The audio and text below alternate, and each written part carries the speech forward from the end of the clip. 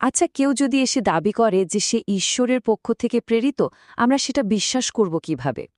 দেখুন, সত্য আর মিথ্যার মধ্যে পার্থক্য করার জন্য একটা পুরনো কিন্তু খুবই শক্তিশালী যুক্তি আছে। চলুন আজকে আমরা সেই যুক্তিটাই একটু ধাপে ধাপে ভেঙে দেখি। তো মূল প্রশ্নটা তাহলে কি দাঁড়াচ্ছে? পার্থিব সাফল্য মানে দুনিয়াবী সফলতা, এটাকে কি ঐশী সত্যতার কোনো চিহ্ন হিসেবে ধরা যায়? মানে ধরুন কেউ একজন তার মিশনে অসম্ভব সফল হলেন, তার মানে কি এটা ধরে নিতে হবে যে তার দাবিটাও সত্যি ছিল?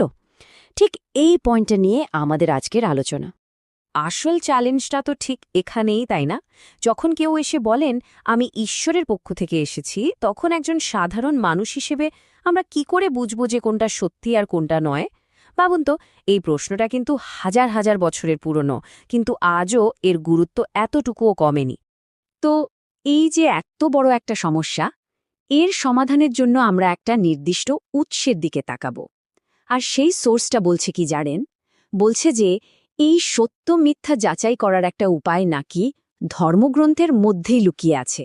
তাহলে এই যুক্তির ভিত্তিটা আসলে কি?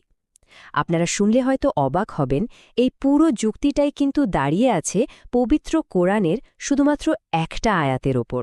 হ্যাঁ, মাত্র একটা আয়াত। আয়াতটা হল, আর তার চেয়ে বড় অন্যায়কারী আর কে হতে পারে যে আল্লাহর বিরুদ্ধে মিথ্যা রচনা করে? নিশ্চয়ই অন্যায়কারীরা সফলকাম হবে না। দেখুন, এই একটা কথাই কিন্তু পুরো যুক্তির মূল ভিত্তি।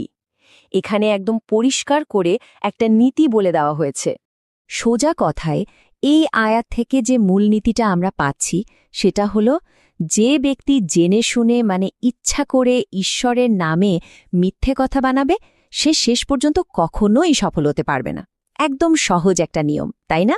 আর এটাই কিন্তু আমাদের আজকের আলোচনার চাবিকাঠি।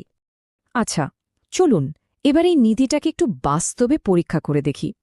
সোর্সটা প্রথমে এই নিয়মটাকে মহানবী হজরত মোহাম্মদ সাল্লাহ আলাইসাল্লামের জীবনের সাথে মিলিয়ে দেখেছে। বেশ ইন্টারেস্টিং। দেখা যাক যুক্তিটা কিভাবে কাজ করে। দেখুন, যুক্তিটা কিন্তু খুব সিম্পল, দুটো পার্টে ভাগ করা। প্রথম পার্টটা হলো আমাদের সেই নিয়মটা, ঈশ্বরের নামে যে মিথ্যা বলে সে সফল হয় না। আর দ্বিতীয় পার্টটা হলো ইতিহাস, ফ্যাক্টস। আমরা সবাই জানি যে মহানবী সাল্লাল্লাহু আলাইহি ওয়াসাল্লাম তার মিশনে চূড়ান্তভাবে সফল হয়েছিলেন। তো এখনই দুটোকে যদি আমরা একসাথে করি, তাহলে কি দাঁড়ায়?